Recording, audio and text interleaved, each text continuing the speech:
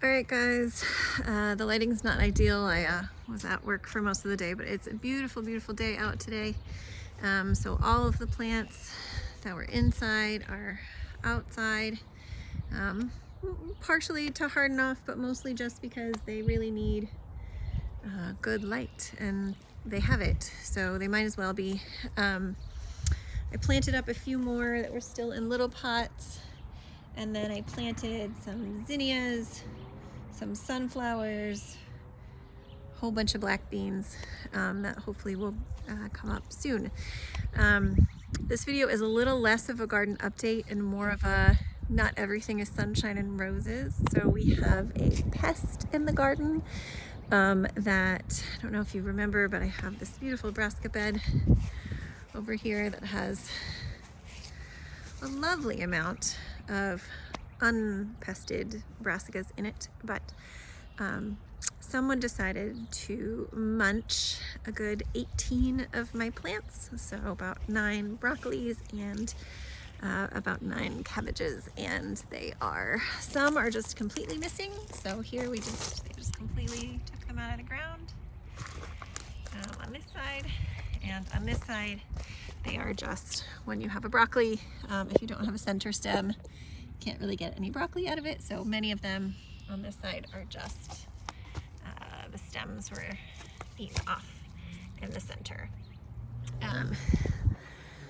So this is a pest I've dealt with before, unfortunately, and she lives in my house. This is my dog Molly, who really, really, really, really loves broccoli and cabbage, as it turns out. And most of the time I spray things with hot pepper spray, and that's enough to keep her out. These were out here for a month and a half before she got interested in them.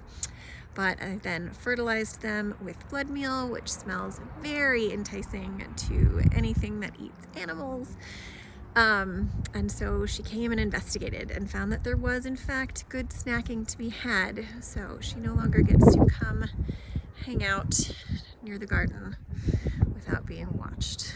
So even in the best of circumstances, we lose some. That's why we plant so many. But on the good side, we planted out some snapdragons, which is my very first year growing flowers from seed, and these are baby snapdragons, and they've dealt with their transplant out pretty well. I have some spinach seedlings coming up on the other side of this. Everything else is looking wonderful. We are hoping for some cherries this year. Our cherry trees, it turns out you need 2 cherry trees, which we always learn, right? Every year we learn something new. So when we bought this first cherry tree, which is behind me here, beautiful, lovely. It's been here for a few years, creating lots of beautiful buds and flowers, but it needed a friend. So 2 years ago, maybe, this is its 3rd summer, I think, we bought a second cherry tree, and that cherry tree is just sad. It is this little stick. That's it. It's one little stick. But this year it does have a few flowers on it. So we're really hoping, I did a little bit of hand pollinating, but we're really hoping that the bees come visit these and get them over to that other cherry tree, and we maybe get a few cherries this year. Our peach tree does wonderfully by itself, so I think we'll do fine there, and we may even get a few nectarines this year, but the cherries have been a bit disappointing because I didn't know all the things. Our flower bed is still attempting to do what we call solarizing. So we put down just this sheet of plastic, and in the cooler times it acts as a greenhouse. Well, it acts as a greenhouse all the time. But on the cooler days, that just makes the plants under it very happy. Everything that's under this is weeds and not something that I want to have growing here.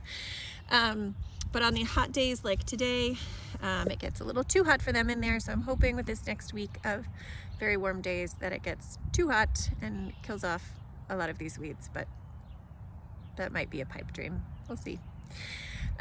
So that's my update for today. Just not everything is sunshine and roses. Sometimes we get pests in the weirdest of ways. And this is puppy pest #1. So hopefully we've nipped that in the bud, but we'll see. All right, thanks for watching. If you have any questions, you know where to find me.